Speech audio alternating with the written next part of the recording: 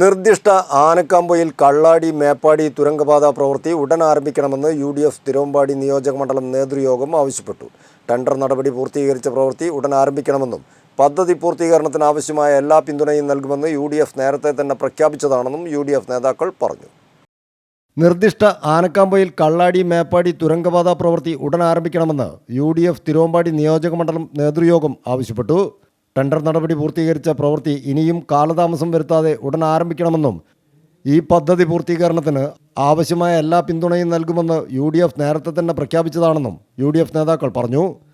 മലയോര കുടിയേറ്റ മേഖലയുടെ വികസനത്തിന് വൻ കുതിപ്പുണ്ടാക്കുന്ന പദ്ധതിക്കെതിരെ പരിസ്ഥിതിവാദികളെന്ന പേരിൽ രംഗത്ത് വരുന്നവർ വികസനത്തിന് തുരങ്കം വയ്ക്കുന്നവരാണെന്നും അനിവാര്യമായ എല്ലാ അനുമതികളും നേടിയെടുത്ത് ആരംഭിക്കുന്ന പദ്ധതി ഇല്ലാതാക്കാനുള്ള എല്ലാ പ്രവർത്തനങ്ങളെയും UDF ശക്തമായി എതിർക്കുമെന്നും യോഗം മുന്നറിയിപ്പ് നൽകി.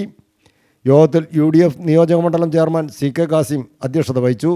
Convener KT Mansoor, Shinoy Adakkappara, Thiruvambady grama panchayat president Bindu Johnson, MT Ashraf, PG Muhammad, TMA Hameed, BP Rasheed, Johnny Plakkat, Sunny Kizhakkarakkattu, TJ Kuriachan, Saman Chaluli, M Madhu master, K Koya, advocate Shibu Thottathil, Jamshid Olakara, Askar Thiruvambady തുടങ്ങിയവർ യോഗത്തിൽ സംബന്ധിച്ചു. News bureau, Thiruvambady.